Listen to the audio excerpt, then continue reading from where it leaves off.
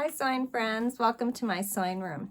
Today I'm not sewing, I'm weaving, and I wove this fun little trivet. I have a loom here. It's a Harrisville Potholder Pro. It's a little bit larger than the ones I used growing up. This is 10 inches. And I found out that it's the perfect size for all these leftovers I have.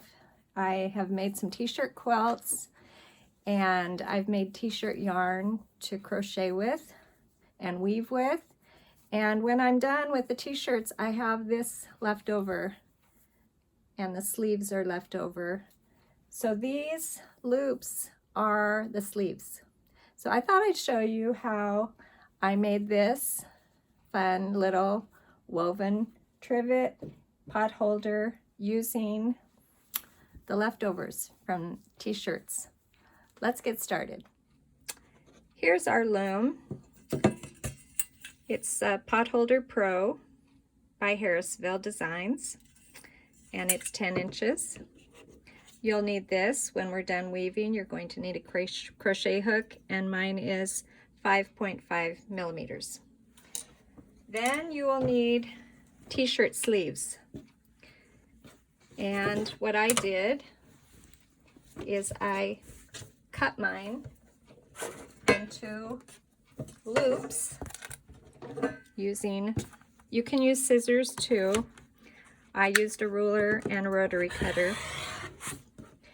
And that end I'm not going to use. That is not going to stretch enough, so that's going to go somewhere else. I cut mine about 1 1/4 inches. Let's see how many we can get out of this sleeve.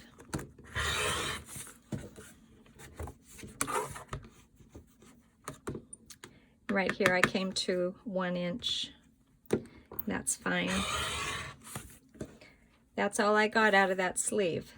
So that'll take a few t-shirts because you're going to need 28 loops. I used 28 in the project I just showed you. So I guess you'll have to do a little math problem to figure out how many you're going to need. If you can get 6 out of a t-shirt, 6 times what is 28? I will let you figure that out. All right, to start out, there's a seam there, and I don't want that seam on the end. I'm going to put that seam somewhere in the middle. And these do not all pull taut. Some of them are kind of loose, because of course they're all just a little bit different in size. Then, so I've done one, put one on there. I skipped a hook on my pot holder, so I went to the third little hook and put that on there. I tried to vary the colors, but I do not have a color pattern in mind as I put these on. I'm just going to let the colors fall where they may. And I might want to move my seams maybe up or down so they're not all in a row. I see they're kind of getting close together there, and I want them to vary it so we don't have a big seam all the way across. Okay, let me finish putting these on.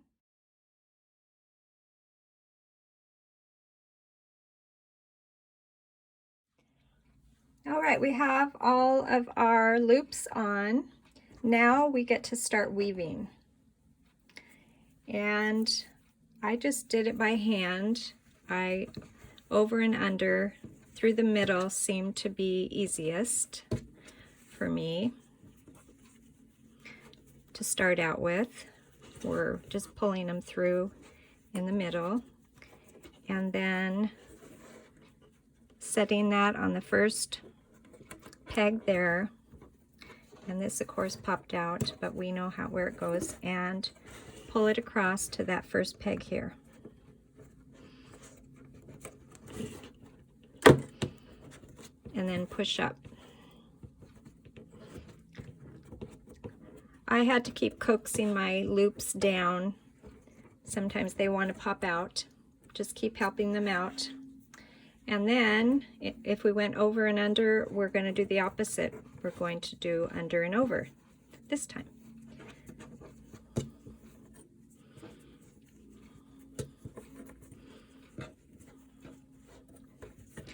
And sometimes I stretch so that this stretches out a little bit. I don't want to hook it over here quite yet, not till I finish weaving. Then I put it over here on the hook, and then I put this one on the hook, the peg. Then I pushed it up. So let's continue doing that.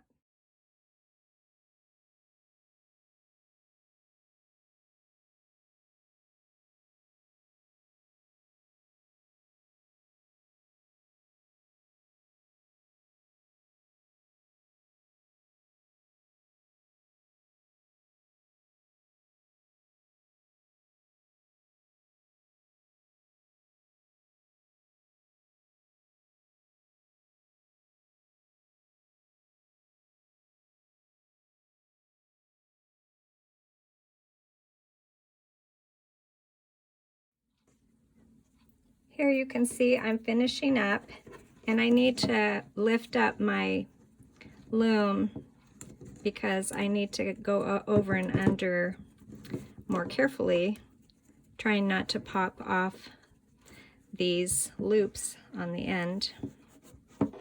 So this last one is just a little bit tricky. We'll see if we can do it here. The loops are not all exactly the same size. You're going to find that some are really tight and some are loose, and it works out in the end.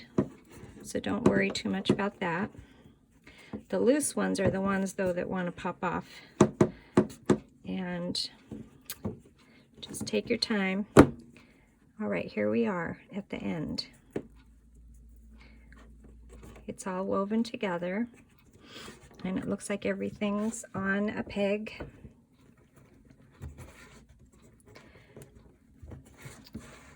Isn't that pretty?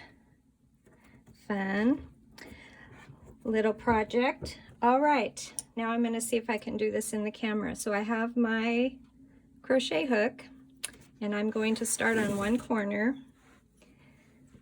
and I'm going to put that on my crochet hook, catch the next one, and pull it through. So now I have that orange one on my hook. I'm going to pick up the next loop and pull it through, pick up the next one and pull it through. So we're going to go all the way around just like that, and you might want to pull a little bit as you go.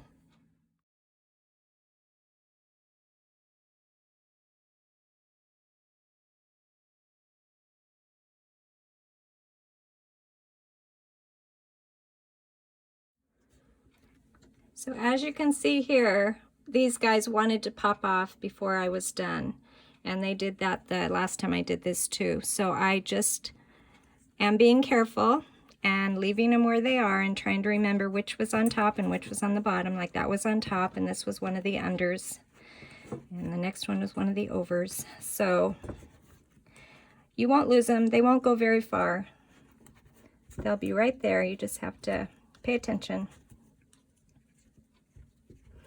and try to get my hook through this loop here. There it is. All right.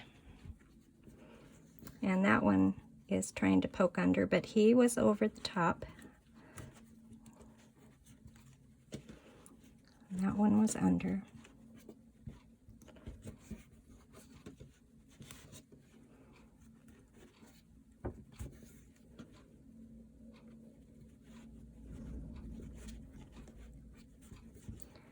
All right, and there's my last one. To finish this out, what you can do is pull this white one through, or you can add another loop to this to keep it more secure.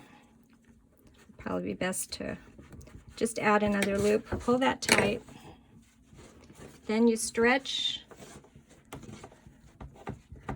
It's a very thick potholder or trivet that's gonna very washable, very fun to use. Thanks for joining me today in my sewing room.